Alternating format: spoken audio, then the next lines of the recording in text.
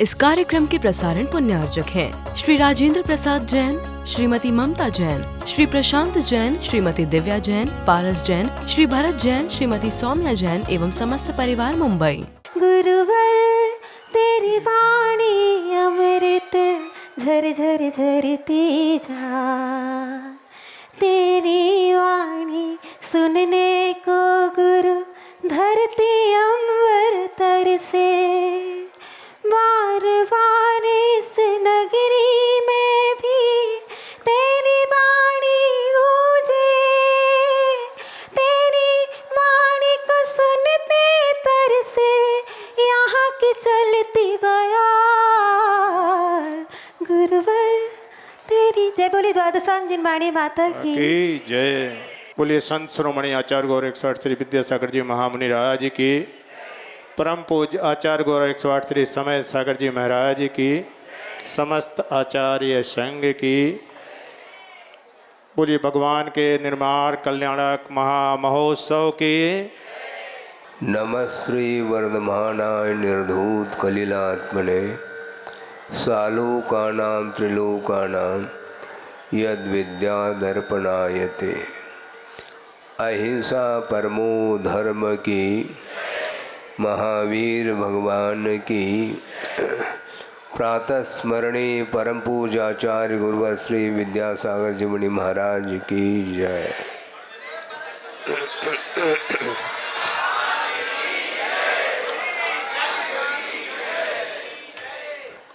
वर्षा युग की स्थापना आषाढ़ सुदी 14 के दिन इस स्थान पर स्थापना के रूप में वह घड़ी आई थी और आज कार्तिक वदी अमावस्या है। कल 14 था और वार्षिक प्रतिक्रमण किया गया। एक वर्ष में मनवचन काय से कृतकारित अनुमोदन से जाने अनजाने में जो दोष लग जाते हैं उन दोषों का परिमार्जन किया गया।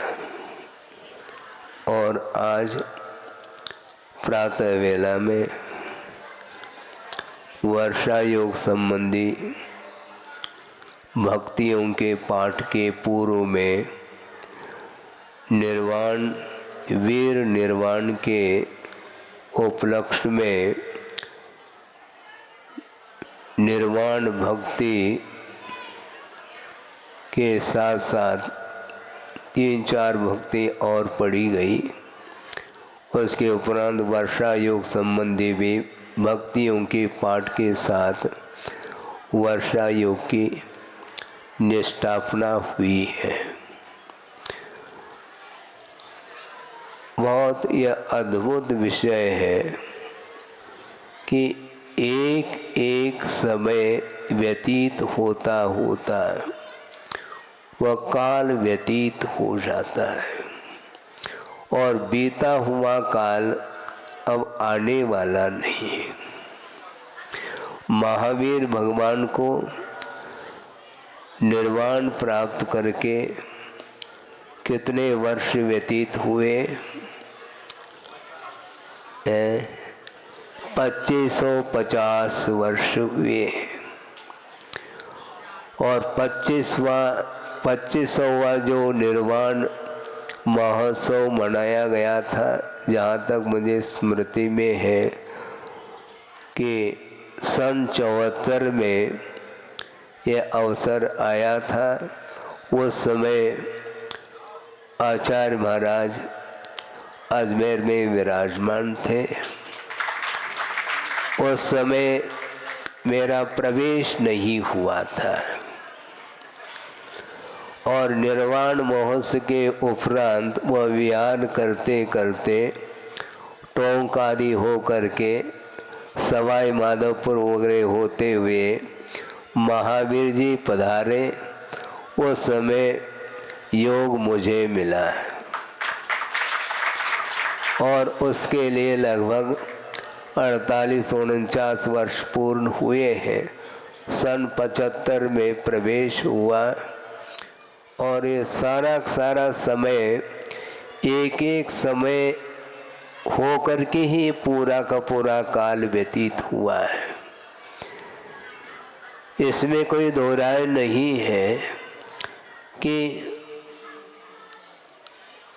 पर्याय जो व्यतीत होती है वे क्रमिक होती है, उसमें अक्रम नहीं होता। कभी आपने घड़ी की ओर देखा है कि एक साथ 3-4 सेकंड व्यतीत हुए हो? कभी ऐसा हुआ? हाँ, ये बात अलग है कि घड़ी बंद हुई हो तो उसको भगाते हैं, बात अलग है। वो भगाने वाली बात हो गई, घड़ी को मिलाने वाली बात हो गई, किंतु वस्तुतः घड़ी जो है वो कभी दौड़ती नहीं अपनी गति से वह परिणमन होता है काल के द्वारा। और यहाँ पर यह सारा समय व्यतीत हुआ है कि धर्म ध्यान के साथ व्यतीत करना बहुत दुर्लभ हुआ करता है। वैसे आर्य ध्यान, रौद्र ध्यान के साथ प्रत्येक संसारी प्राणी का अतीत अनंत काल व्यतीत हुआ है, उसका कोई भी मूल्य नहीं है। किंतु धर्म ध्यान के साथ जो व्यतीत करता है उसका मूल्य है, उसका महत्व है। और आर्य ध्यान, रौद्र ध्यान से ऊपर उठने के लिए परिग्रह का विमोचन किया जाता है। परिग्रह का एक नाम आता है संग।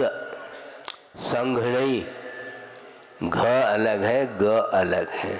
संग अर्थात परिग्रह होता है। और अभी कुछ दिन पूर्व में कुछ ब्रह्मचारी भाइयों ने प्रवेश किया है, ऐसा आपने कहा है। कहाँ पर प्रवेश किया है? संघ में, ऐसा कहा। मैं सुन रहा तो क्या बोल रहे हैं आप? संघ में प्रवेश उनका हुआ है। अब संघ को भूलना चाहिए उन्हें। संघ अर्थात परिग्रह का विमोचन करना है, उसके बिना संघ में प्रवेश करने की कोई भी सार्थकता सिद्ध नहीं होती। सभा है, आप लोग सब बैठे हैं, किंतु आपने संघ में प्रवेश नहीं किया, जबकि यहीं पर निकट बैठे आप भी, किंतु प्रवेश आपका नहीं हुआ। इसका अर्थ जाने के लिए आप बैठे हैं और वो जाएंगे नहीं। यदि जाना है तो शिवपुर की ओर है, मोक्ष महल की ओर यात्रा करने के लिए आए हैं और सब लोगों का लक्ष्य यही होना चाहिए। भले ही आप लोग गृहस्थ हैं या अलग वस्तु, किंतु सम्यक दृष्टि का भी यही लक्ष्य हुआ करता है। सम्यक्त को प्राप्त क्यों किया जाता है? क्योंकि सम्यक्त के अभाव में अनंत काल से संसार में परिभ्रमण हो रहा है। उस परिभ्रमण को, उसको विच्छिन्न करने के लिए, संसार के विच्छेद के लिए ही श्रद्धान जागृत किया जाता है। और सच्चे देव शास्त्र गुरु के प्रति जब आस्था जागृत होती है तो उसके माध्यम से संसार का विच्छेद होता है। अनंत संसार का विच्छेद करने वाला यदि कोई पवित्र भाव है तो वह सम्यक्त भाव माना जाता है। एक साथ भी रत्नत्रय को अंगीकार किया जा सकता है और क्रम से भी किया जा सकता है, इसमें कोई बाधा नहीं है। किंतु जिस समय सम्यक्त का भाव जागृत हुआ उसी समय उसका अनंत संसार परीत हो जाता है। अनादि मिथ्या दृष्टि का उल्लेख मिलता है आगम में, उसका अर्थ भी यही है कि जिसने अभी तक अतीत अनंत काल में एक बार भी सम्यक को उपलब्ध नहीं किया है, उसका नाम अनादि मिथ्या दृष्टि। और जिस समय उसमें सम्यक को प्राप्त करके पुनः मिथ्यात्व में गया है, उसका नाम सादी मिथ्या दृष्टि। क्योंकि मिथ्यात्व की शुरुआत हो गई, उसके पहले नो बिगनिंग। अनंत काल से वह मिथ्यात्व की धारा चली आ रही है, उसको जिसने समाप्त कर लिया है, उसके लिए आचार्य कहते हैं अब ज़्यादा समय उसके लिए संसार में रहने के लिए नहीं। एक बार सम्यक दर्शन उत्पन्न होने के उपरांत वह अंतर्मूर्त में भी मुक्त हो सकता है, और अधिकतम यदि संसार में रहेगा तो अर्धपुद्गल परिवर्तन काल तक उसका संसार का परिभ्रमण का काल माना जाता है। इसके उपरांत एक समय भी वह रह ही नहीं पाएगा संसार में, बिल्कुल, क्योंकि उसने टिकट काट ली है।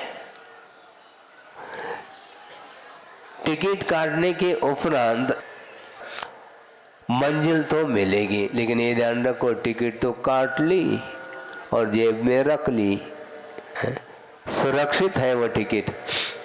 और वाहन में नहीं बैठेंगे तो, ट्रेन में नहीं बैठेंगे तो वह टिकट पहुंचा देगा वहाँ तक, मंजिल तक संभव नहीं है। इसलिए श्रद्धान उत्पन्न कर लिया, सम्यक्त को प्राप्त कर लिया, उसके उपरांत चारित्र की ओर कदम बढ़ाने की आवश्यकता है। अभी कुछ ही समय पूर्व में भक्तियों का पाठ चल रहा था, उसमें एक पंक्ति अपने को गौर से हमने उस पंक्ति को देखा, पढ़ा, वैसे प्रतिदिन पढ़ते हैं। योगी के लिए एक विशेषण दिया है पूज्यपाद स्वामी ने, आप सब ध्यान से सुनेंगे उसको, कि संसार दुख भीरवः परिशहाराति घाति न प्रवीराः, ऐसे एक पंक्ति आई। अर्थ क्या है इसका? संसार दुख भीरवः, वैसे सम्यक दृष्टि सातों भयों से मुक्त रहता है, किंतु वह भी डरता है किससे? संसार रूपी दुख से भयभीत रहता है। जो पाप भीरू होता है वही योगी माना जाता है। योगी बन तो जाते हैं, किंतु पाप से यदि भीति नहीं है तो वह योगी नहीं माना जाता। और परिशहाराति घाति न प्रवीराः कहा, परिशह रूपी शत्रु को घातने के लिए वे वीर हैं। हाँ, घात तो करना है महाराज, मोक्ष मार्ग में भी घात की बात आती है ना। घात की बात तो नहीं होनी चाहिए, हम किसी का घात नहीं करते हैं, किंतु कर्म का तो घात करना ही पड़ेगा अपने को। परम कर्म का क्षय करने के लिए,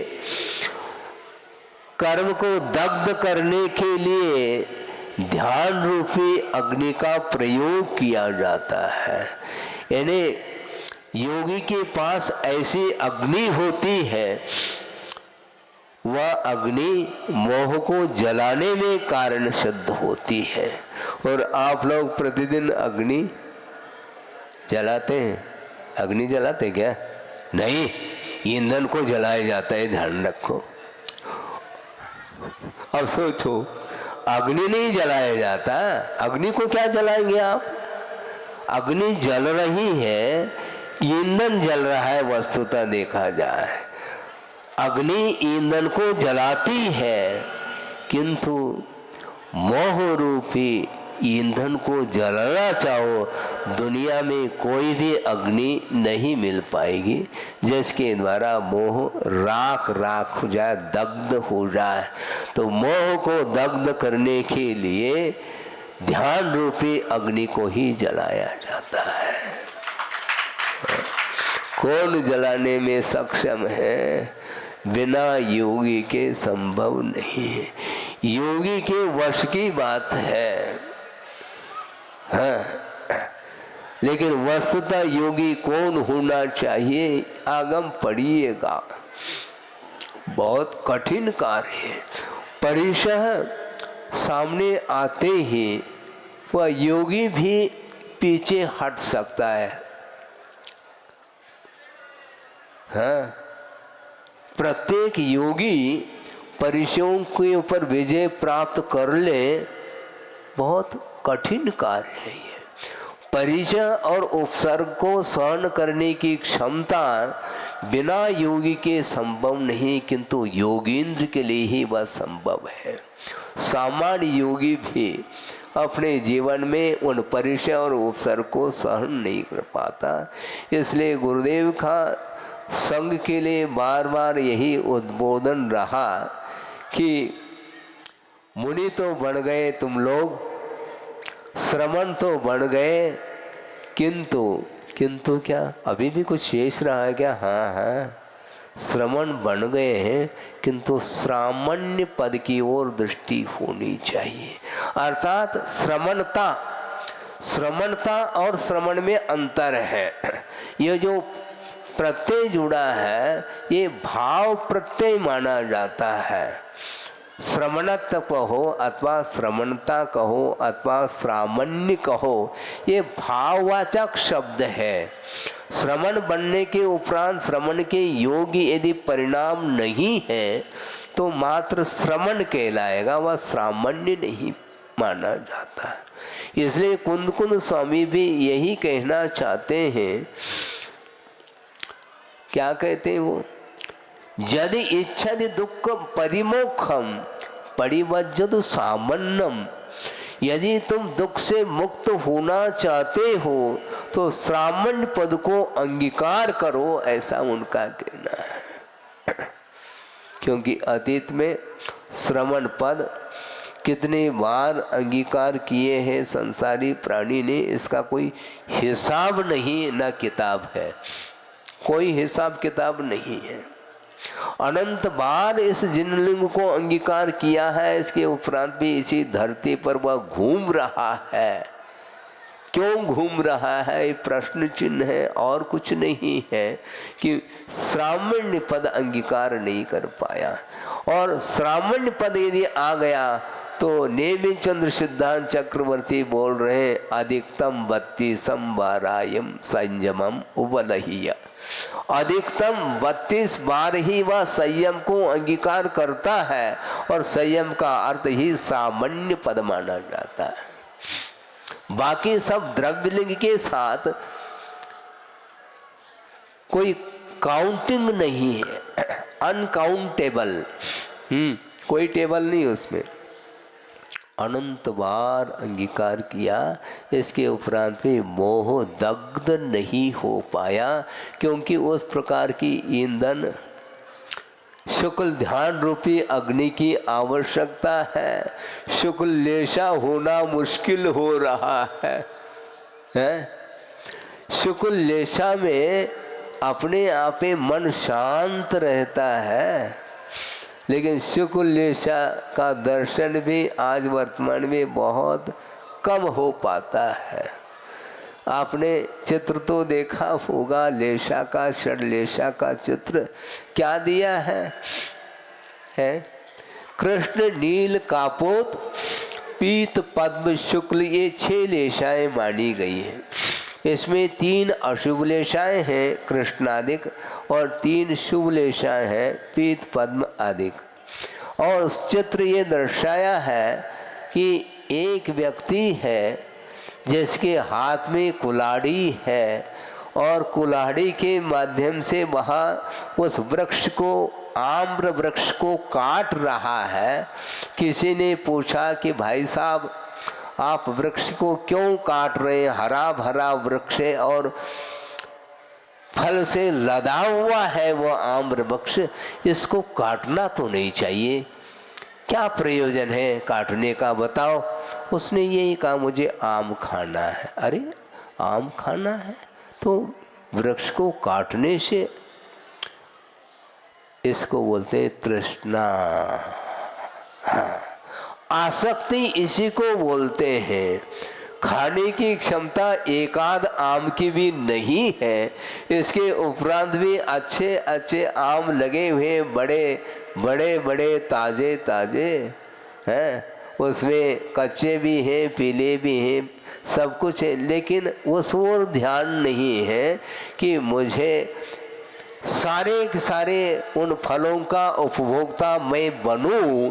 यह जो आसक्ति भीतर पल रही है, उसके कारण ही इस प्रकार का कृत्य करने के लिए वो उठ बैठता है। इसके बाद ये तो कृष्ण लेशा का प्रतीक हो गया। नील लेशा, उसमें थोड़ी सी कमी आई है, लेकिन फिर भी उसमें बड़े बड़े शाखाओं को वो काटने के लिए तत्पर है।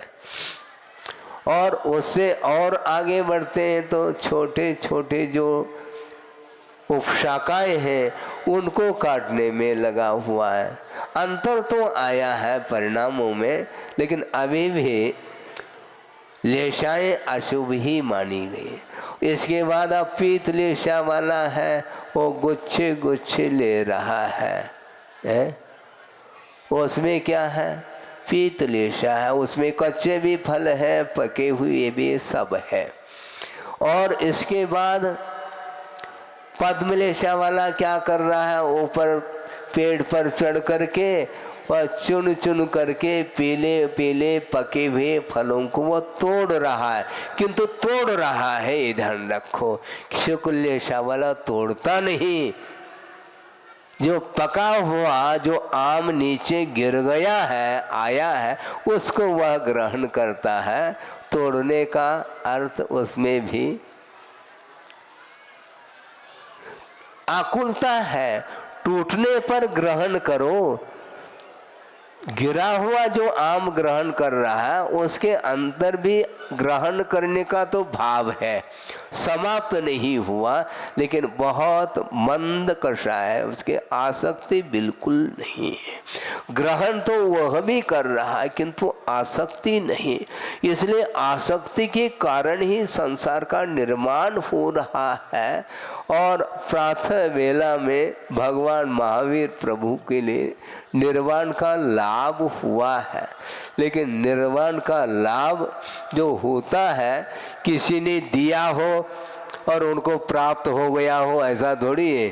जैसे समय पर श्रमण लोग आहार चर्या के लिए निकलते हैं, उस समय उनको आहार का लाभ होता है और देने वाला दाता खड़ा है, उनके माध्यम से लाभ हो रहा है आहार का। इस प्रकार निर्वाण का लाभ उनको हो गया हो, किसी के माध्यम से कोई पुण्यार्जक हो और उनके माध्यम से उनको आहार अपने निर्वाण का लाभ हो गया हो, ऐसा नहीं है।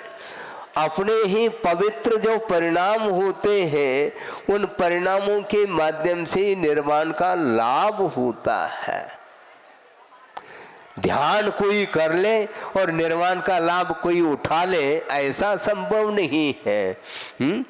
जो बोली लेता है वही धारा करता है। मैं देख रहा था, शांति धारा चल रही थी, अभिषेक हो रहा था। किसने किया अभिषेक? जिसने बोली ली थी। बोली ले हो, निर्वाण का लाभ हो सकता है। वो बोले ऐसे नहीं ले सकते, आप ये ध्यान रखो। श्रमण बनना पड़ेगा, उसके बिना संभव नहीं। श्रमण बनने के उपरांत भी दीर्घ प्रतीक्षा करनी पड़ती है। वृषभनाथ भगवान जो युग के आदि में हुए हैं, उन्हें भी जनलिंग को अंगीकार करने के उपरांत अंतर्मूर्त में केवल ज्ञान नहीं हुआ। उन्हें 1000 साल तक उन्हें तप करना पड़ा। हाँ, उसके बिना कर्मों की निर्जरा नहीं होती। और कर्म का क्षय जो होता है वह अंतर मुहूर्त में ही होता है, किंतु वहाँ तक पहुँचने के लिए पूर्व भूमिका में उन्हें 1000 वर्ष लगा, तब कहीं जाकर के केवल ज्ञान उत्पन्न हुआ है। केवल ज्ञान का अर्थ पूर्ण ज्ञान माना जाता है। हमारे पास ज्ञान पूर्ण नहीं, अधूरा ज्ञान है। और अधूरा ज्ञान जब तक रहता है तब तक मद होने की संभावना रहती है। आप लोग क्या बोलते हैं? घड़ा है उसमें पानी है, किंतु अध घगरी, हाँ अध जल घगरी छलकत जाए, वो उछलत जाए, वो ऐसा ही होता है वो, हाँ उछलता है वो, क्योंकि अधूरा है ना।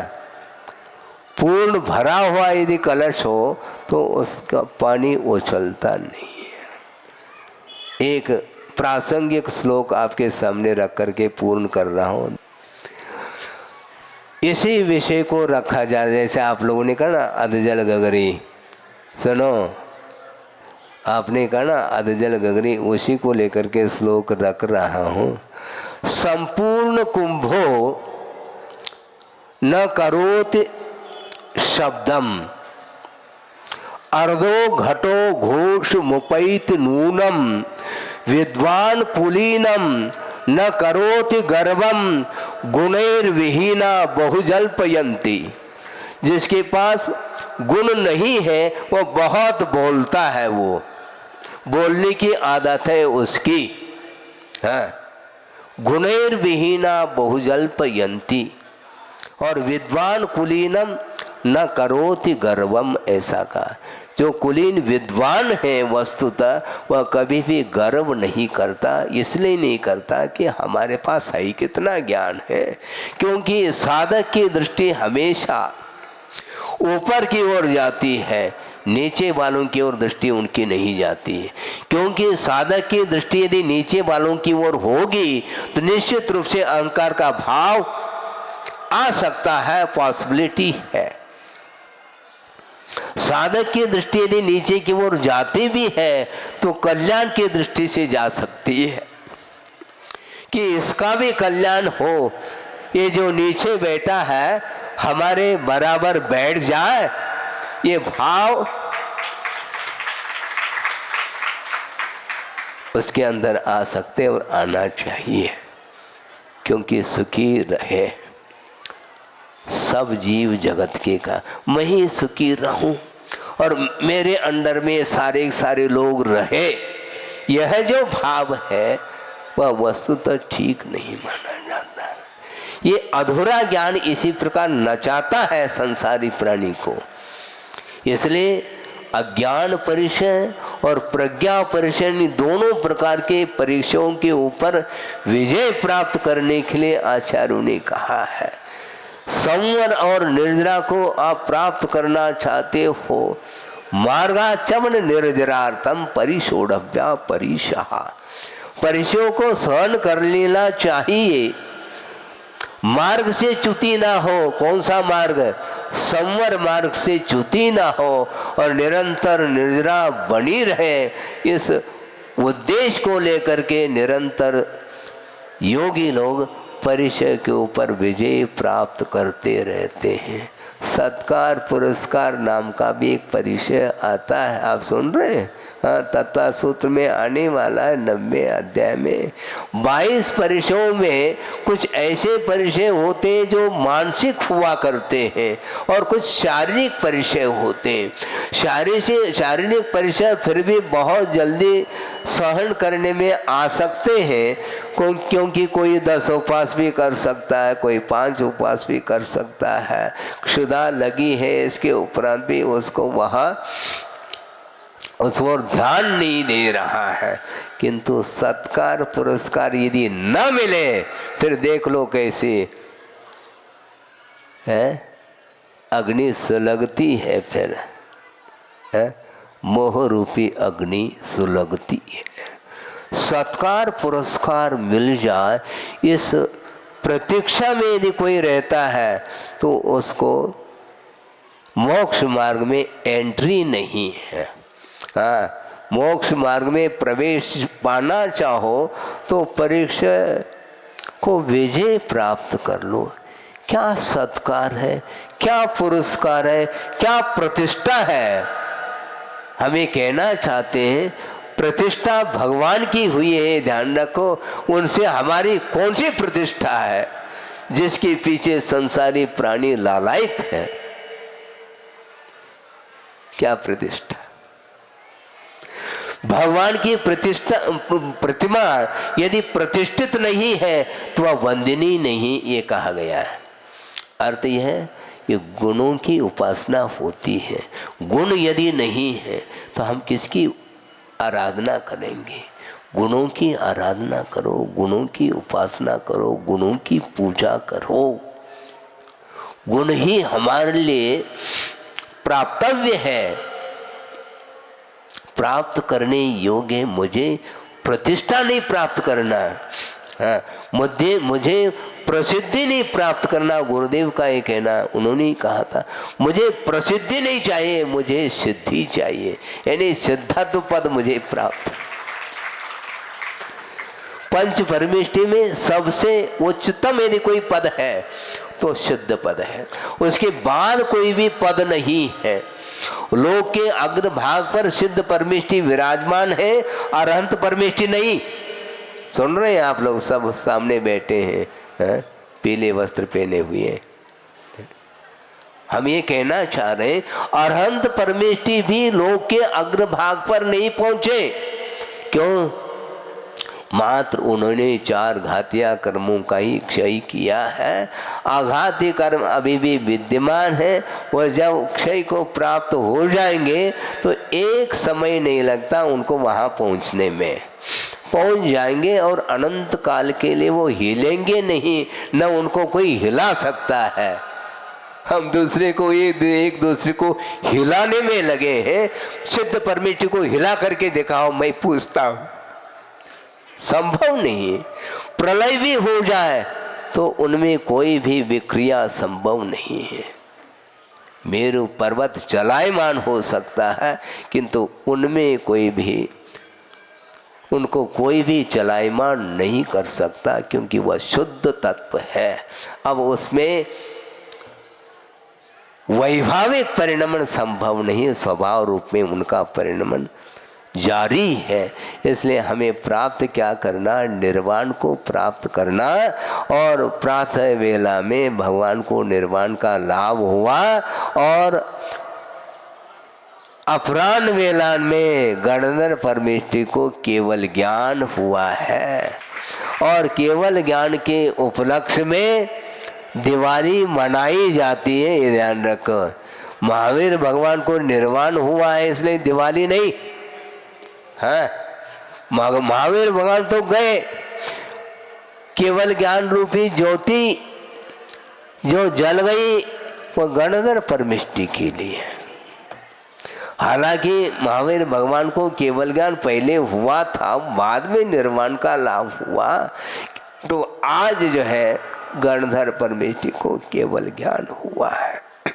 सोचो, विचार करो, ये मद अहंकार ठीक नहीं माना जाता। ज्ञान के माध्यम से सुबह भी वही चर्चा चल रही थी, अल्प मात्रा में भी ज्ञान है, किंतु केवल ज्ञान रूपी ज्योति को जलाने में कारण है वो।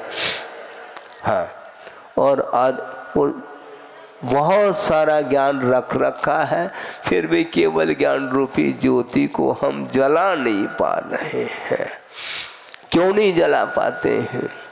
क्योंकि मोह रूपी हवा चल रही है, इसलिए वह दीपक बुझ रहा है। हाँ, दीपक की रक्षा करो। कौन सा दीपक है महाराज? है कौन सा दीपक है? सम्यक दर्शन रूपी दीपक को हमें सुरक्षित रखना है। अंतर मुहूर्त में वह दीपक बुझ सकता है, इसलिए क्योंकि क्षायक सम्यक तो नहीं है वर्तमान में। इसलिए यदि प्राप्त सम्यक दर्शन है, उसको सुरक्षित रखने की बात करो। अहंकार करोगे, निश्चित रूप से वह सम्यक दर्शन मलिन होगा, और मलिन होगा तो वह अंतर्मूर्त के पश्चात छूट भी सकता है, संभावना पूरी है। इसलिए हमें कषाय रूपी हवा से उस दीपक की रक्षा करनी है। आचार्य कहते हैं, अपने श्वास के द्वारा भी दीपक बुझ सकता है। सुन रहे?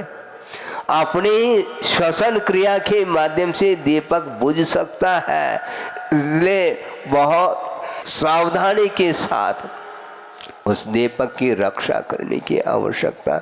आपका समय हो गया है और वीर प्रभु को निर्वाण का लाभ और गणधर परमेष्टि को केवल ज्ञान हुआ और हम अभी भी हैं। केवल ज्ञान कब होगा महाराज? अरे पहले दीपक को तो जलाओ थोड़े से। केवल ज्ञान रूपी सूर्य का उदय जो होगा वो बाद में होगा। अभी चारों ओर जो अंधकार फैला हुआ है उसमें हम अपने आप के आत्म तत्व को पहचान करना चाहते हैं, उसको जानना चाहते हैं, तो उसके लिए आस्था की किरण की आवश्यकता है। एक भी किरण फूट जाए आस्था की, वहाँ आत्म तत्व क्या स्वरूप है और पर का क्या स्वरूप है भली भांति ज्ञान हो सकता है, लेकिन अभी तक नहीं हो पाया। इसलिए प्रतीक्षा उसकी करो। बाकी अनेक प्रकार की कलाओं में संपन्न दुनिया में बहुत सारे लोग देखने में आ सकते हैं, अपने अपने कलाओं के माध्यम से करामत दिखा सकते हैं, लेकिन उन कलाओं में कोई सार नहीं देखने में आता। यदि कोई सार देखने में आता है तो अध्यात्म में सार देखने में आता है।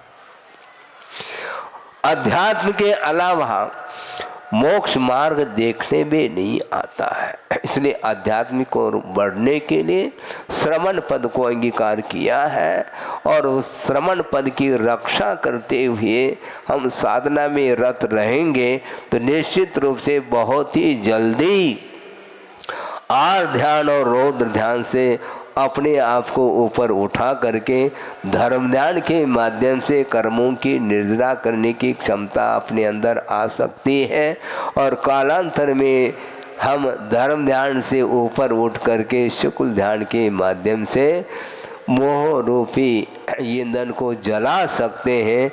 जलाने का जो पुरुषार्थ है वह प्रत्येक व्यक्ति को करना है। कोई पुरुषार्थ भगवान करके दे नहीं पाएंगे आपको भगवान पढ़ा सकते हैं, किंतु पेपर आप ही को लिखना है।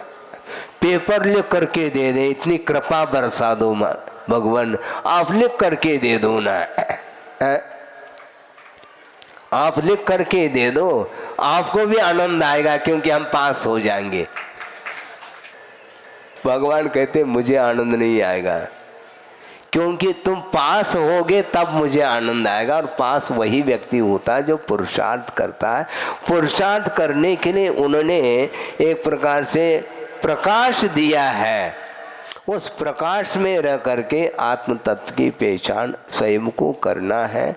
इसलिए सच्चे देवगुरु शास्त्र के प्रति एक आस्था का भाव जागृत करें और उसके माध्यम से अपने जीवन को उन्नति की ओर ले जाने के लिए पुरुषार्थ अनिवार्य है और उसी के माध्यम से हमें अलौकिक शांति की उपलब्धि हो सकती है।